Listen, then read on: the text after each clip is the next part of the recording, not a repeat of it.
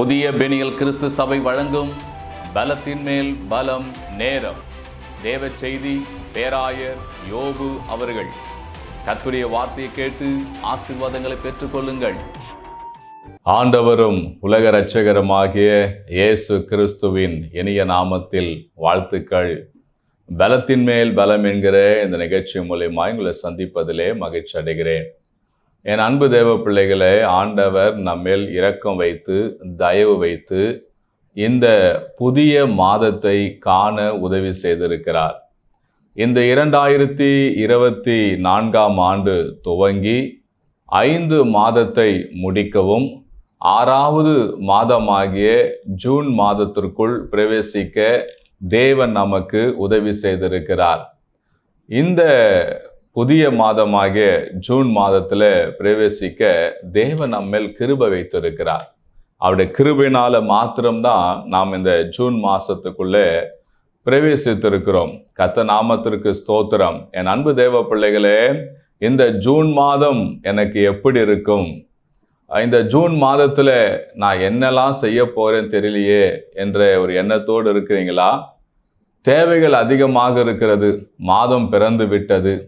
ஏற்கனவே நிறைய மாதங்கள் கடந்து வந்து விட்டோம். இப்போ புதிய மாதம் வந்திருக்குது.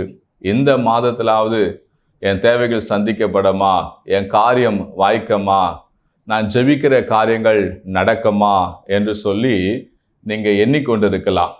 என் அன்பு தேவ பிள்ளைகளே, நீங்கள் ஜெபித்த ஜபத்திற்கும் நீங்கள் எதிர்பார்த்து கொண்டிருக்கிற காரியங்களுக்கும் தேவன் இந்த மாதத்தில் உங்களுக்கு ஒரு அருமையான வாக்குத்தத்தம் கொடுத்திருக்கிறார். நம்முடைய ஆண்டவர் வாக்குத்தத்தங்களின் தேவன்.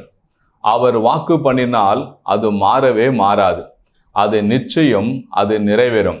வேதத்தில் கர்த்தர் யாருக்கெல்லாம் வாக்கு பண்ணினாரோ அவங்களுக்கெல்லாம் அதை நிறைவேற்றி முடித்தார். கர்த்தர் நாமத்துக்கு ஸ்தோத்திரம். இந்த ஜூன் மாசத்துல கர்த்தருடைய வார்த்தையை கேட்க போற உங்க வாழ்க்கையிலும் ஆண்டவர் அதை அப்படியே நிறைவேற்ற போகிறார்.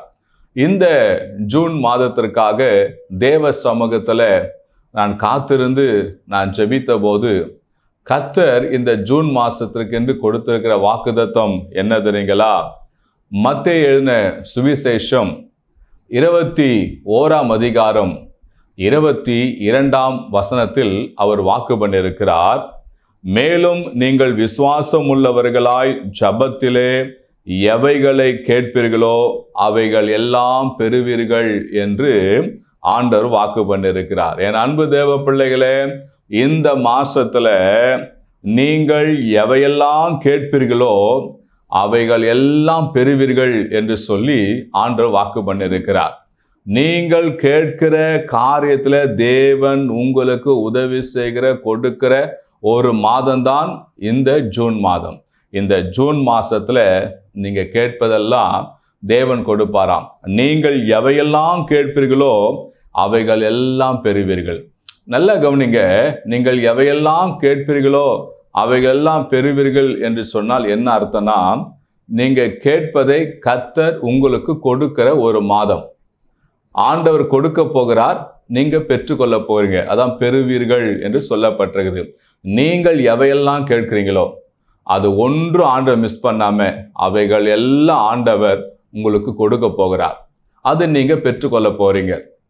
அப்போ நீங்க கேட்க போறீங்க, தேவன் கொடுக்க போகிறார், நீங்க பெற்றுக்கொள்ள போறீங்க. மீண்டும் சொல்றேன், நீங்க கேட்க போகிறீங்க, தேவன் கொடுக்க போகிறார், நீங்க பெற்றுக்கொள்ள போறீங்க. அப்போ நீங்க கேட்பதை ஆண்டவர் கொடுக்க போகிறார், அதை பெற்றுக்கொள்ளக்கூடிய ஒரு மாதம்தான் இந்த ஜூன் மாதம். இந்த மாதத்தில் தேவன் நீங்க கேட்பதெல்லாம் அவர் கொடுக்க போகிறாராம். அது எப்படி கொடுக்க போகிறாராம்? நீங்கள் விசுவாசம் உள்ளவர்களாய் ஜபத்தில எவைகளை கேட்பீர்களோ. அப்போ இந்த மாசத்தில் உங்க தேவையெல்லாம் நீங்க அவர்கிட்ட சொல்லணும், நம்ம ஆண்டவர்கிட்ட சொல்லணும். நீங்க ஒருவேளை நினைக்கலாம், நான் என் தேவையெல்லாம் சொல்லி கொண்டு தான் இருக்கிறேன், ஒரு பதிலும் கிடைக்கல அப்படி என்று நீங்க நினைக்க வேண்டாம். சில நாட்களுக்கு முன்பதாக நான் மலேசியா தேசத்துக்கு போயிட்டு வந்தேன். அங்கே ஒரு ப்ரேயர் ஒன்று நடத்தி கொண்டிருந்தேன். அந்த ப்ரேயர் முடிஞ்சோடனே, அந்த செய்தி முடிஞ்ச உடனே எல்லாருமே தன்னோட சாட்சியை பகிர்ந்து கொண்டாங்க. கர்த்தர் உண்மையாக எங்களோடு கூட பேசினார் என்று சொல்லி. அதில் ஒருவர் மாத்திரம் சாட்சி சொல்ல அமைதியாக இருந்தார். பின்பு நாங்கள் எல்லாம் சாப்பிட்டு கொண்டு இருக்கும்போது கடைசி என்கிட்ட வந்து சொன்னார், ஐயா என்னோட சாட்சியை நான் உங்கள் கூட ஷேர் பண்ணிக்கிறேன்னார். சொல்லுங்கன்னு. நான் ஒரு முடிவு எடுத்தேன், இனிமேல் நம்ம ஜெபமே பண்ணக்கூடாது. பண்ண ஜபத்துக்கெல்லாம் தேவன் ஒரு அற்புதம் செய்யலை.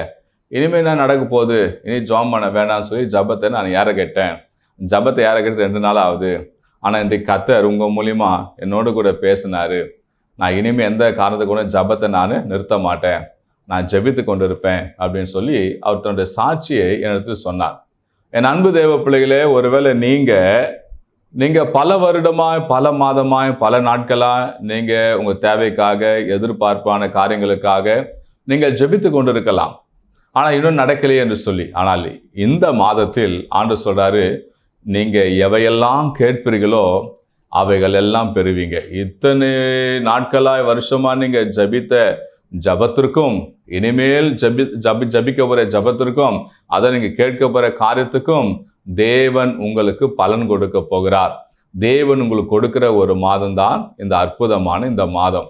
இந்த மாதத்தில் ஆண்டவர் கொடுக்க போகிறார், நீங்கள் பெற்றுக்கொள்ள போகிறீங்க. பட் ஆனால் நீங்கள் விசுவாசம் உள்ளவர்களை ஜபத்தில் கேட்கணுமா? அதாவது நீங்கள் ஜெபிக்கிற ஜபத்துக்கு, அந்த ஜபத்தின் மீது உங்களுக்கு நம்பிக்கை இருக்கணும். நான் ஜெபிப்பேன், என் ஜபத்தை கர்த்தர் கேட்பார், நிச்சயம் எனக்கு அற்புதம் செய்வார் என்கிறதான விசுவாசம் உங்களுக்குள்ள இருக்கணும். சிலருக்குள்ள சொல்லுவாங்க, எனக்கு விசுவாசம் இருக்குது, நான் நம்புறேன், ஆண்டவர் செய்கிறாரு அப்படின்னு நம்புறேன் அப்படின்னு சொல்லுவாங்க. பட் ஆனால் அவங்க ஜெபம் பண்ண மாட்டாங்க. சில பேர் பல மணி நேரம் ஜெபம் பண்ணுவாங்க, ஆனால் விசுவாசிக்க மாட்டாங்க. நல்ல கவனிங்க, விசுவாசம் இல்லாமல் ஜெபம் பண்ணாலும் அது கிரியை நடக்காது. விசுவாசமாவது வைத்துக்கொண்டு நீங்கள் ஜபிக்கலன்னா அதுவும் ஒன்றும் எடுபடாது. ஜபமும் ஜபமும் விசுவாசமும் சேர்ந்து இருக்க வேண்டும். சதையும் இரத்தமும் இணைந்திருப்பது போல தான் இந்த விசுவாசமும் ஜபமும். அப்போ நீங்கள் ஜபிக்கும் போது, இந்த மாதம் நான் ஜபிக்க போகிறேன், என் தேவன் எனக்கு வாக்கு கொடுத்துருக்கிறார், அதை நான் கேட்பதெல்லாம் கொடுப்பேன்னு சொல்லி தேவன் வாக்கு பண்ணியிருக்கிறார். ஆதலால் நான் இப்போ இந்த மாதம் எல்லாத்தையும் கேட்க போகிறேன், என் ஜபத்தின் மீது நம்பிக்கை உண்டு, நான் விசுவாசத்தோடு ஜபிக்க போகிறேன், கர்த்தர் நிச்சயமா ஜபத்தை கேட்டு அவர் எனக்கு வாக்கு பண்ண போகிறார், எனக்கு அதை கொடுக்க போகிறார் என்கிறதான ஒரு விசுவாசத்தோடு நீங்கள் கேட்பீங்கன்னு சொன்னால் நிச்சயமாகவே தேவன் உங்களுக்கு கொடுப்பார். விசுவாசத்தை நீங்கள் வழுவ விட்டுறாதீங்க, விசுவாசத்தை விட்டு நீங்கள் விலகாதீங்க, விசுவாசத்தோடு இருங்க. நீங்கள் இந்த மாசத்துல கேட்கிற எல்லாவற்றையும் தேவன் செய்வாருங்க. அந்த ஒரு விசுவாசத்தோடு தேவ சமூகத்துக்கு போங்க, உங்க தேவையெல்லாம் சொல்லுங்க, அதெல்லாம் நிச்சயம் ஆண்டவர் நிறைவேற்றுவார். 2 ராஜாக்களின் புஸ்தகம் 4ஆம் அதிகாரம் 1லிருந்து 7வது வசனம் வரைக்கும் அதில் வாசிப்போமானால், அந்த வசனத்துல அங்க சொல்லப்பட்டிருது, தீர்க்கதரிசிகளுடைய புத்திரரில் ஒருவனுக்கு மனைவியாயிருந்த ஒரு ஸ்திரீ எலிசாவை பார்த்து, உமது அடியனாகிய என் புருஷன் இறந்து போனான், உமது அடியான் கர்த்தருக்கு பயந்து நடந்தான் என்பதை அறிவேன். கடன் கொடுத்தவன் இப்போது என் 2 குமாரையும் தனக்கு அடிமையாக்கி கொள்ள வந்தான் என்றாள்.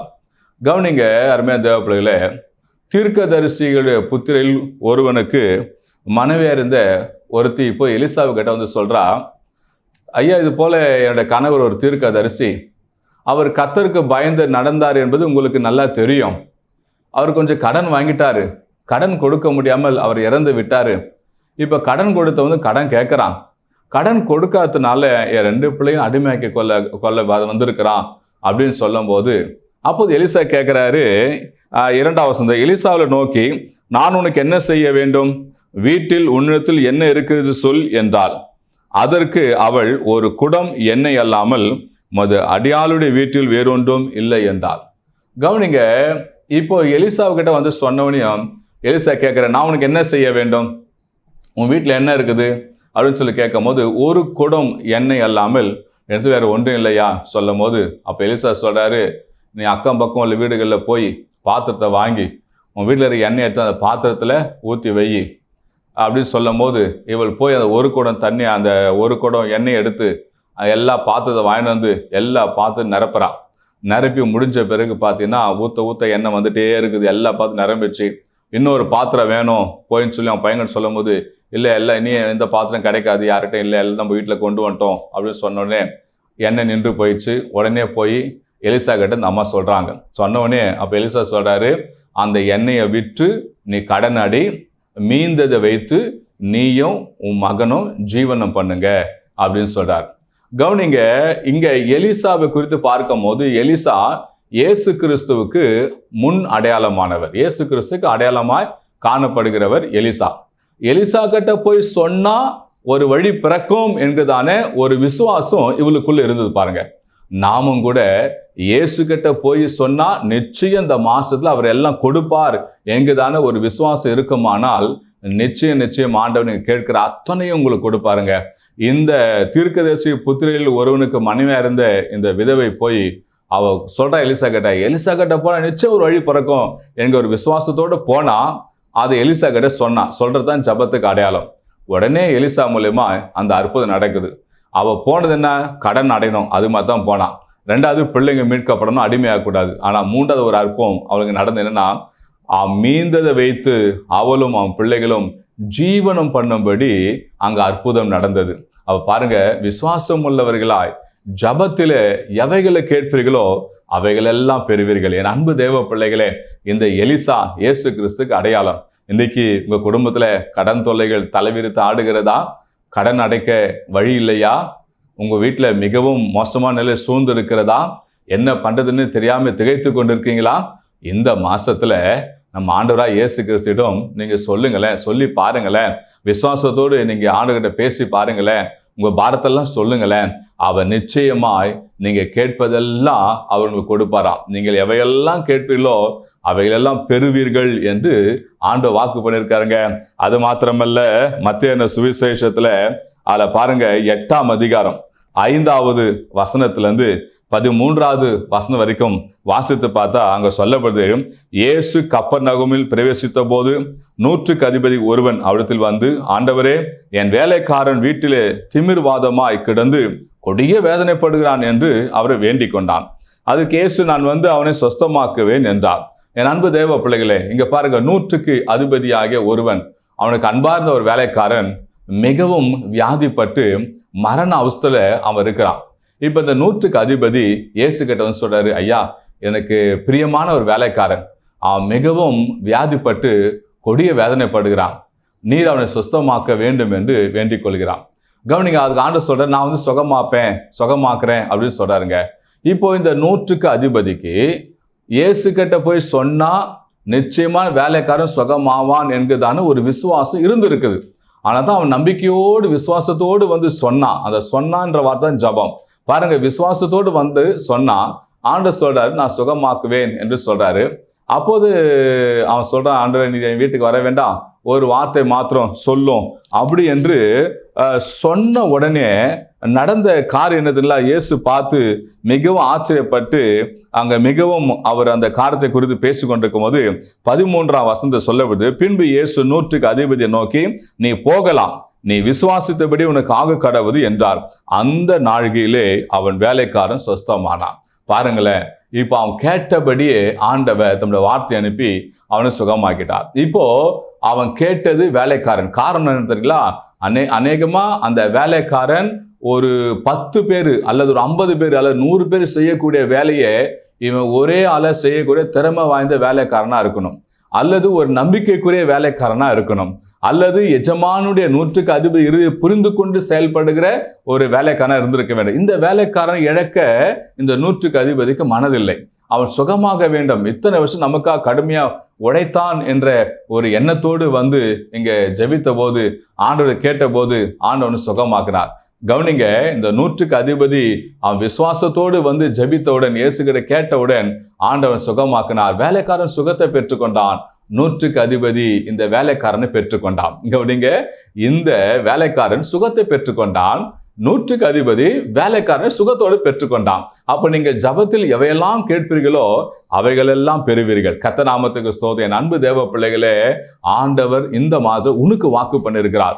அது எப்பேற்பட்ட காரியமா இருந்தாலும் சரி, ஒருவேளை நீங்க நினைத்து கொண்டிருக்கிற காரியம், யோசித்து கொண்டிருக்கிற காரியம் மனிதர்களால் செய்ய முடியாத காரியமா கூட இருக்கலாம், அது நடக்க முடியாத காரியமா கூட இருக்கலாம், அல்லது நடந்து முடிந்து அது இனி அது செயல்படாத காரியமா கூட இருக்கலாம்.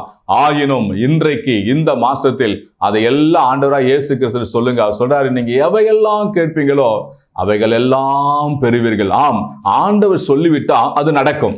நடக்க முடியாதது, செயல் இழந்து போனது எல்லாவற்றையும் நீங்க ஆண்டவர் சொல்லும் போது ஆண்டவர் சொல்லிருக்கிறார், அது செயல்படும். அல்லேலூயா. ஆண்டவர் நிச்சயமாகவே உங்களுக்கு அவையெல்லாம் ஆண்டவர் செய்து கொடுப்பாருங்க. அது வானத்தின் உயரத்தில் இருந்தாலும் சரி, பூமியின் ஆழத்தில் இருந்தாலும் சரி, அது கிழக்கு இருந்தாலும் சரி, மேற்கில் இருந்தாலும் சரி, அது வடக்கில் இருந்தாலும் சரி, தெற்கில் இருந்தாலும் சரி, எந்த திசை மூலையில் இருந்தாலும் நீங்கள் கேட்கும் போது கர்த்தர் உங்களுக்காக அது எல்லாம் செய்வார். பட் உங்க வாழ்க்கைக்கு ஏற்றதான் நீங்க கேட்கணும். உங்க வாழ்க்கைக்கு பொருந்தாதது எல்லாம் நீங்க கேட்டு நீங்க ஏசப்பா தொல்லை கொடுக்கூடாது. உங்க வாழ்க்கைக்கு, முன்னேற்றத்துக்கு, குடும்பத்துக்கு, பிள்ளைக்கு, எதிர்காலத்துக்கு வேண்டியதை நீங்க கேட்க வேண்டாம். அப்படி கேட்கும் போது நிச்சயமா நீங்க கேட்கிறதெல்லாம் நீங்க பெற்றுக்கொள்ளுவீங்க. இப்போ நான் உங்களுக்காக ஜெபிக்கிட்டோமா? கண்களை மூடும். எங்கள் அன்பின் பரலோக பிதாவே, இந்த ஆஸ்வதிக்கப்பட்ட இந்த கால வேளைக்காக ஸ்தோத்திரம். ஏசப்பா, இந்த வேலை வார்த்தை கேட்டுக்கொண்டு பிள்ளைகளை கண்ணோக்கி பாருங்கப்பா. எத்தனையோ வருஷங்களை ஆண்டு ஏங்கி தவித்து கொண்டிருக்காங்கப்பா. ஏசப்பா, எத்தனையோ மாதங்களா ஆண்டு எண்ணி ஏங்கி கொண்டிருக்காங்க சுவாமி. என் காரியங்கள் இன்னும் நடக்கவில்லையே, நான் எதிர்பார்த்த காரியங்கள் ஒன்றும் செயல்படவில்லையே, நான் நினைத்த காரியங்களே என் கைவிட்டு போய்விட்டதே என்று சொல்லி எண்ணிக்கொண்டிருக்கிற உடைய மகளை கண்ணோக்கி பாருங்க, உடைய மகனை கண்ணோக்கி பாருங்க. எல்லாவற்றையும் இழந்து ஏசப்பா கத்த ஒன்று இல்லாமல் இருக்கிற உடைய பிள்ளைகளை கண்ணோக்கி பார்த்து இப்போது ஏசப்பா இவங்க கேட்கிற காரியத்தெல்லாம் நீங்க அற்புதம் செய்யுங்க சுவாமி. மேலும் நீங்கள் விசுவாசம் உள்ளவர்களாய் ஜபத்துல எவையெல்லாம் கேட்பீர்களோ அவையெல்லாம் பெருகின்ற என்ற வார்த்தையின்படி கேட்கிற காரியத்தெல்லாம் வாய்க்க பண்ணுங்கப்பா. உடைய பிள்ளைகள் இந்த மாசத்துல மகிழ்ச்சியா வைங்க, சமாதானத்தை நிரப்புங்க, பலப்படுத்தி காத்துக்கொள்ளுங்க. இயேசுவின் நாமத்தில் பிதாவே, ஆமென், ஆமென். என் அன்பு தேவப்பிள்ளைகளே, வார்த்தை கேட்டீங்க, உங்களுக்காக ஜெபிக்க என்று சொன்னா திரையில பார்க்க எனக்கு தொடர்பு கொள்ளுங்க. உங்களுக்காக நாங்கள் ஜெபிக்க ஆயத்தமா இருக்கிறோம். கர்த்தர் உங்களை ஆசீர்வதிப்பார். God bless you. பிரியமானவர்களே, நீங்கள் எந்த திருச்சபைக்கும் போகாத நபராய் இருப்பதை சொன்னால் எங்கள் திருச்சபையில் நடக்கும் ஆராதனைக்கு வாருங்கள். எங்கள் திருச்சபையின் ஆராதனை நேரம் காலை 6:30 மணியிலிருந்து 8:30 மணி வரை நடைபெறும் இடம் புதிய பெனியல் கிறிஸ்து சபை, நம்பர் 107, நேருஜி ஜோதி நகர், 2வது தெரு, Ayanavaram, Chennai 23, century flower mill மற்றும் பனந்தோப்பு ரயில்வே காலின் அருகில்.